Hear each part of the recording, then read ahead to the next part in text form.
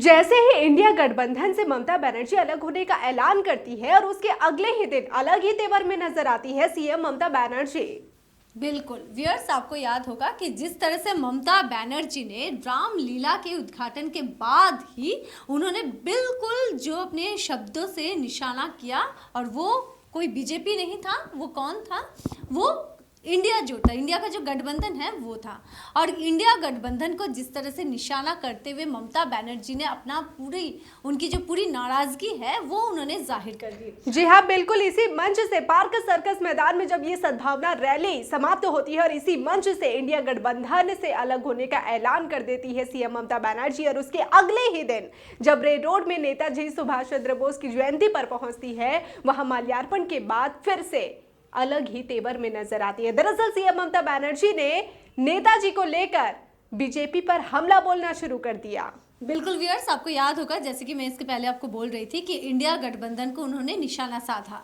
उसके बाद ही आज नेताजी जयंती पर उनके जो शब्द थे वो पूरी तरह से बीजेपी के खिलाफ थे, और उसमें भी देखा गया कि नेताजी इशू को लेकर ही ममता बनर्जी ने निशाना किया बीजेपी को। उनका कहना था कि नेताजी के इशू को लेकर कि उनकी मृत्यु कब हुई है इसकी जाँच सही तरीके से बीजेपी अगर सत्ते पे आएगी तो करेगी, लेकिन देखा गया कि सत्ते पे आने के बावजूद बीजेपी ने इस मामले में कुछ नहीं कहा।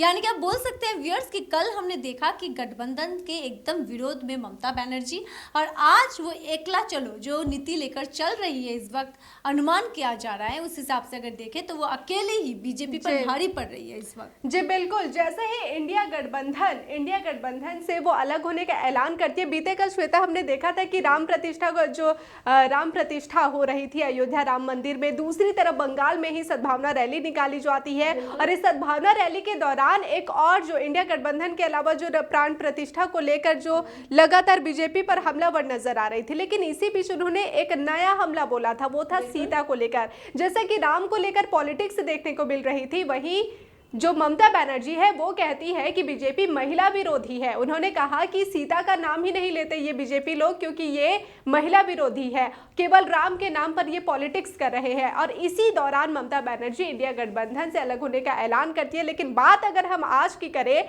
तो देखा जा रहा है कि लोकसभा चुनाव को मद्देनजर रखते हुए जिस तरह से उन्होंने अगला चलो की नीति अपनाई हुई है, और इसमें जो पहला कदम उन्होंने उठाया, पहला मुद्दा उठाया, वो था नेताजी को लेकर। चूंकि नेताजी की जो मौत का रहस्य है वो अब भी 70 से 80 साल बीतने के बावजूद भी उनके मौत के रहस्य की गुत्थी नहीं सुलझ पाई है, और इसी का मुद्दा उठाते हुए उन्होंने केंद्र की सत्ता पर हमला बोला कि बीजेपी सत्ता में आने से पहले इस मुद्दे को उठाई थी और सत्ता में आने के बाद अब भी ये रिपोर्ट उन्होंने नहीं की है। इसके लेकर मुद्दा बनाती हुई नजर आई थी सीएम ममता बनर्जी। बहरहाल आपको बता दें कि ममता बनर्जी काफी एक्टिव मोड में नजर आ रही है। लोकसभा चुनाव के लिए उन्होंने अगला चलो की नीति ही अपना ली है।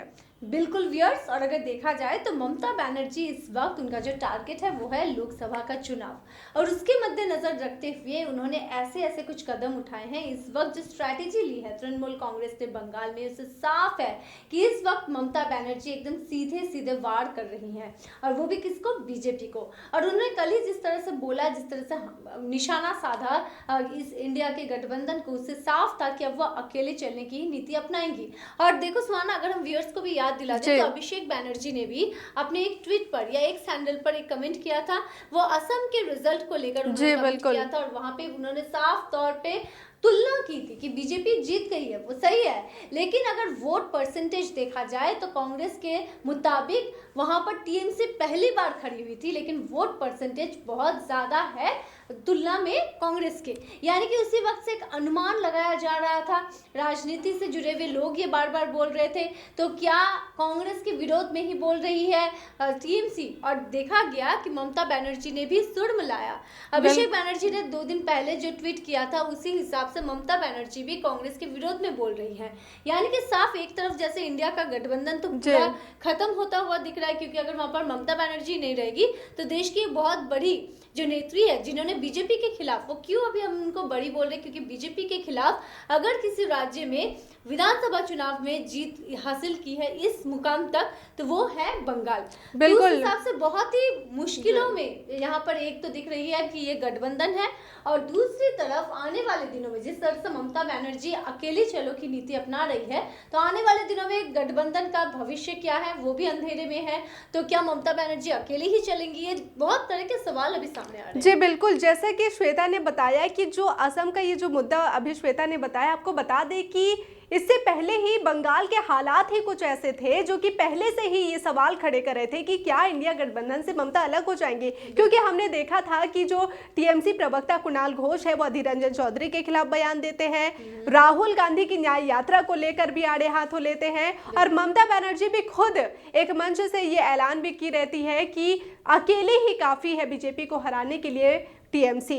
तो कहीं ना कहीं से देखा जा रहा था कि अधीर रंजन चौधरी भी काफी नाराज बताए जा रहे थे। सीट शेयरिंग मुद्दे को लेकर ये जो पूरी फूट है वो सीट शेयरिंग मुद्दे को लेकर ही शुरू हुई थी, क्योंकि जो कांग्रेस है वो 8 से 10 सीटें की डिमांड कर रही थी। हालांकि ममता बनर्जी 2 सीटों के लिए राजी होती है और उसके बाद 2 सीटें भी नहीं छोड़ना चाहती थी कांग्रेस के लिए, और इसके बाद खुद कहती है कि अगर उनकी पार्टी को इंडिया गठबंधन में तवज्जो नहीं मिलती है तो फिर वो पूरे 42 लोकसभा सीटों पर अकेले ही स्वतंत्रता पूर्वक चुनाव लड़ेंगी। और इसी बीच जो टीएमसी और कांग्रेस दोनों के बीच जो फूट नजर आ रही थी, और इसी बीच देखा गया कि ममता बनर्जी खुद बयान दे देती है अलग होने का।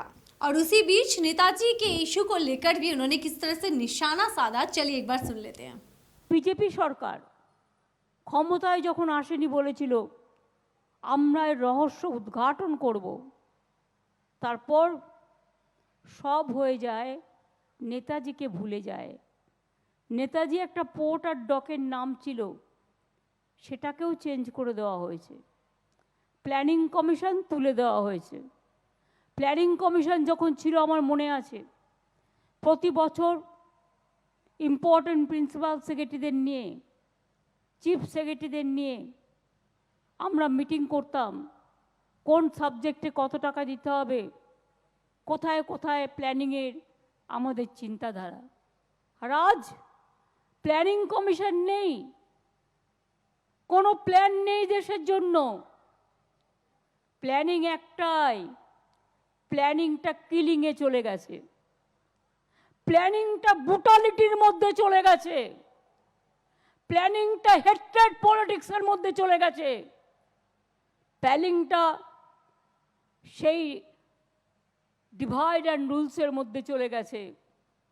তৈরি হয়েছে নীতি আয়োগ, যার না আছে নীতি, যার না আছে আয়োগ, একেবারে মোমের পুতুল, মোমের মতো ঘাড় নাড়ে, বছরে কখনো কখনো মিটিং করে, মন কা বাত শোনায়, দিল কা বাত শোনায়, মানুষের কথা শোনায় না, কোনো ক্ষমতা নেই, ক্ষমতাহীন একটা মোমের পুতুলের মতো বসে আছে।